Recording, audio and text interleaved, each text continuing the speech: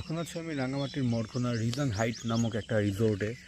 আর এই রিসোর্টটা কিন্তু ফেসবুকে এখন ভালো ভাইরাল। আর ভাইরাল কেন হবে না, দেখেন প্রত্যেকটা কটেজের সাথে প্রাইভেট রুফটপ, পাশাপাশি প্রাইভেট সুইমিং পুল। এই রিসোর্টের সবথেকে পজিটিভ পার্ট হচ্ছে এটার লোকেশন।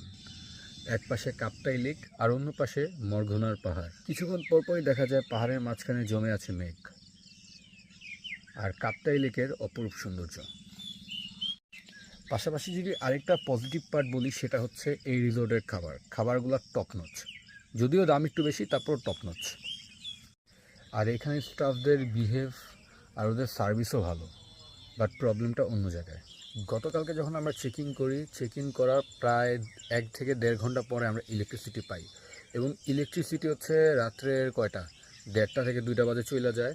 এরপর এখন পর্যন্ত, এখন হচ্ছে সকাল 7টা বাজতেছে, এখন পর্যন্ত ইলেকট্রিসিটি নাই। আমরা ভাবছিলাম গরম পড়বে, তাই এসিওয়ালা একটা রুম নিই। আর যদিও গরম পড়ে নাই, আল্লাহর রহমতে বৃষ্টি, তারপরও এখন পর্যন্ত একবারও এসিটা ছেড়ে দেখতে পারলাম না। ওদের ট্রান্সমিটারের সমস্যা, এটার সমস্যা, ওইটার সমস্যা, তো এসিটা চালাইতেই পারলাম না। যদি আবহাওয়াটা এখনের মতো ঠান্ডা না হয়ে গরম হইতো, তাহলে কী অবস্থা হইতো এসি ছাড়া। পাশাপাশি হচ্ছে ওদের স্টাফ অনেক কম, 3 থেকে 4 জন মনে হয় পুরো রিসোর্টটাকে হ্যান্ডেল করে, যে কারণে ওদের কাজগুলো একটু স্লো। এবার আসি এই রিসোর্টটা আমার পক্ষ থেকে রিকমেন্ডেড কি না সেটা বলার আগে বলি, এই কটেজের প্রাইস হচ্ছে 4,800 টাকা। এমনিতে ওরা 12,000 টাকা রাখে, আর শুক্রবার হচ্ছে 50% ডিসকাউন্ট দেয়, অর্থাৎ 6,000 টাকা। আর শুক্রবার বাদে সপ্তাহের অন্য যে দিনগুলো, সেখানে হচ্ছে 60% ডিসকাউন্ট, অর্থাৎ 4,800 টাকা। তাই আমাদের কাছ থেকেও 4,800 টাকা রাখছে। ওদের ক্লেম করা ফ্যাসিলিটিগুলোর মধ্যে হচ্ছে নাম্বার 1 এসি, ইলেকট্রিসিটি ইস্যুর জন্য আমরা এখন পর্যন্ত এসি চালাইতে পারি নাই। সেকেন্ড হচ্ছে সুইমিং পুলের অবস্থা প্রচণ্ড খারাপ, অনেক ময়লা পানি, পুলগুলো ক্লিন করা দরকার। পাশাপাশি এই রিসোর্টে কিন্তু কায়াকিংয়েরও ব্যবস্থা আছে।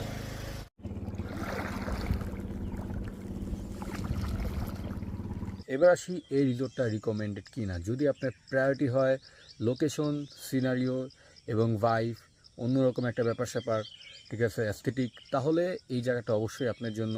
বাট সেই ক্ষেত্রে যেটা করতে পারেন সেটা হচ্ছে আমাদের মতো প্রিমিয়াম কটেজ না নিয়ে নর্মাল জুম ঘর আছে, দেন হচ্ছে আরও নর্মাল কটেজ আছে, ওগুলোও সুন্দর, তো ওইখানে থাকতে পারেন। প্রাইভেট সুইমিং পুল সহ প্রিমিয়াম কটেজ নেওয়াটা অতীত না।